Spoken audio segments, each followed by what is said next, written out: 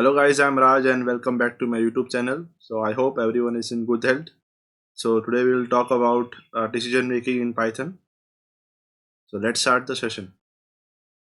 So in a normal program execution, we will have structure something like this. So there will be line of codes starting from line 1 to line number n. So we are just taking a small section of it.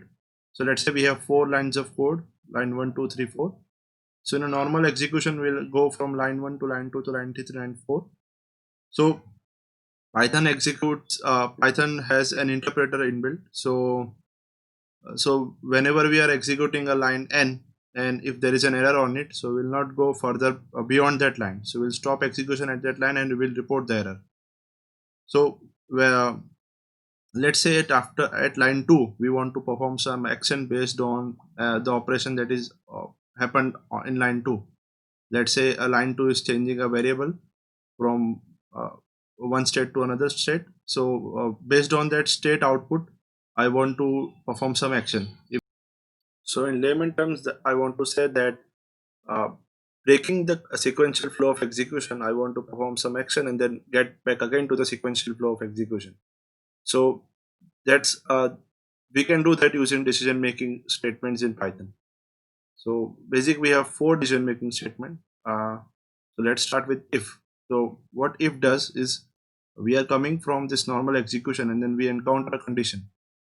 So if the condition is true, then we'll execute the conditional code. If the condition is false, then we will just bypass that code and we will follow the rest of the line of code that is present in the program. Similar to like that, we have if else statement. So let's say we have a condition. So we will have 2 conditional codes based on the condition. So first case is the true case. So if the condition is true, then we will execute a certain line of code. If the condition is false, then we will have a separate conditional code for that. And then both the codes individually will be going back to the original control flow or the sequential flow of the program. Then we encounter something known as nested if. So we can have multiple conditions in a nested form. So here is a short example of it. So this is the normal flow of execution. So here we encounter a condition, and if the condition is true, then we go inside the conditional code. So here, if there is a condition again, so if that condition is true, then we'll further go beyond deep in the tree.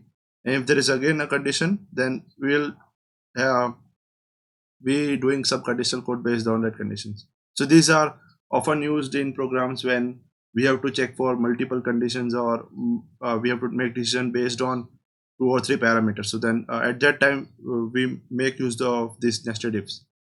Also we have something known as if else if ladder. So here we have, let's say we want to check for multiple categories. Let's say if a variable, we want to check if a variable belongs to a certain particular category, and we have n number of categories like that. So we can easily check using this if else if ladder. So we can iteratively check from the first category to the nth category, and if one of the categories is matched, then we will execute that particular category's code and we will avoid the rest of the categories code. So here is a short example of it. So let's say we are starting with we encounter the first condition. If the condition is true, then we will go to the first code. If the condition is false, then we'll check for the next if condition, which is done by elif. So elif stands for else if. So it is a short form of else if. The else last part is combined with the if part. So we'll check for the new condition, and if the condition is false, then we'll go to the default code that is present, or if the condition is true, then we will go to that conditions code, and then we'll go back to the original flow of execution. So let's see the some of the example and syntaxes. So starting with the if statement. So this is the syntax. So we will write if in English, and then we'll have a condition, and then we have a semicolon succeeding it. then we will have the conditional code at one tab space. So we are using the indentation to demarcate our code from the normal flow of execution. So let's make a short program for it. So let's say I want to check if an age. So I'm taking an assumption that the user's age will be from 1 to 100. So let's say if I want to check if the user is eligible to vote for no or not.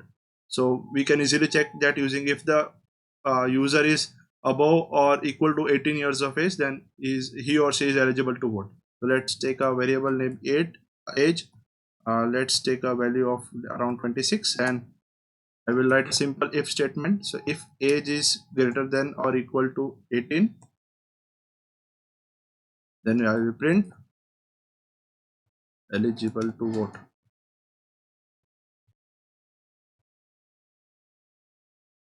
So that's it. So let's try this code. So yes, 26 is greater than 18, so it is eligible to vote. Let's say I gave a value of 10. So nothing is printed, so he or she is not eligible to vote. We can also write a print statement for that. Not eligible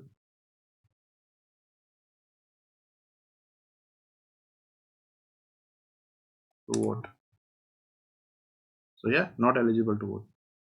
Moving forward to if else statement. So it is just an extension of if statement. So I have a conditional code for else as well.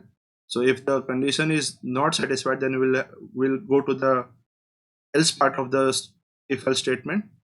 So let's say I want to check if a number is positive or negative, or in simple terms, it is greater than 0 or less than 0. So let's take a variable name number.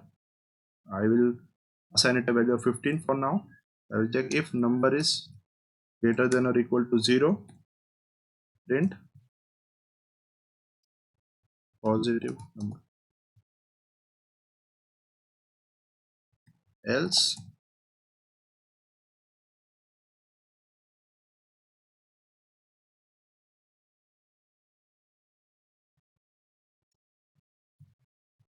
negative number.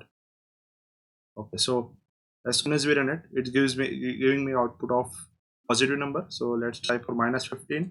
So it is giving me a value of negative number. So moving forward to nested if. So this is the code for nested if. So so it is basically making a child of it if statements multiple time in a sequential manner. So I have this if statement with a condition, and will it is an optional part, so we can have the conditional code or we don't have the conditional code. But then we will have again a if statement in the same tab space, that is condition 2, and then similar condition 2 condition code is an optional. Then we'll have again a condition code if condition 3, which is in the sec which is 2 tab space away from the normal sequential code, and we'll have the condition code for if statement. So let's take an example, a short example of, let's say I want to check if a number is divisible by 2, 3 and 5 all. I can check that using this multiple if nested if statement. So let's take a variable name number and take a value of 30. If number is, so I will check, you use the modulo operator for it. So we will first check for 2, divisibility of 2. If the number is divisible by 2, then we will check for if number modulo 3. So again, if the number is divisible by 3, then we will check for divisibility by 5.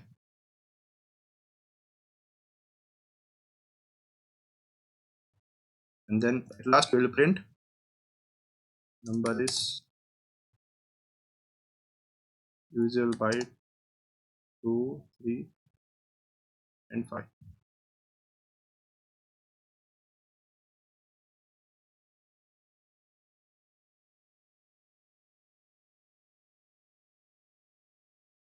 Oh, sorry, I need to mention is equals to 0 or not.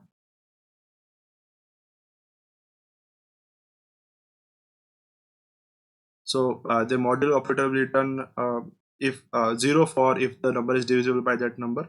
So I have to check for equivalence with 0. So yes, now it is printing that 235, it is the number 30 is divisible by 235. Let us check for 15. So it is not printing anything. So yeah, so because 15 is not divisible by 2. So moving on to the last topic of this video. So if else, if elif and else. So this is the syntax for it. So we'll have the first if condition and the conditional code for if. If the condition 1 is not satisfied, then we will go to the elif part. We will check for a new condition, and there will be a condition code for this condition 2. And if the condition 2 is not satisfied, then we will go to the default code.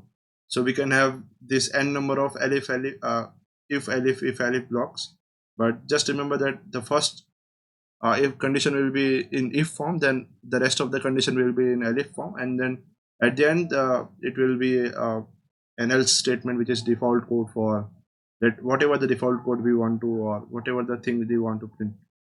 So let's make a short program for it as well. So let's say my input is an age from between 1 to 100. So it is just an assumption, you can take anything you want. So let's say based on that age number, I want to classify the person into a kid or adult or a senior citizen. So I am taking a window of, let's say, if the age is less than 18, then I will consider it as kid. If it is between 18 to 60, then I will consider him or her as an adult. Or if it is beyond 60, then I will consider them as senior citizen. So again, I'm taking an assumption that the user will input a value between 1 to 100. So let's take a random value for age initially. Let's say it is 46. I will now write the if elif ladder. So if age is less than 18, then print kid. Elif age is greater than or equal to 18 and age is less than or equal to 60. Let's say less than 60 only, is considered as adult, and the default code. So print senior citizen. So either it is it will first check for kid. So if the number is not less than 18, then it will check for adult. So if both the cases are not there, then it will by default go into senior citizen category. So for age equals to 46, I will get a result as adult. Let's check for 73. It is giving me a senior citizen. So yes, the code is working fine. So that's it in this video, guys. Thanks for watching. Thank you for your time. Take care of your health, and we will meet next time.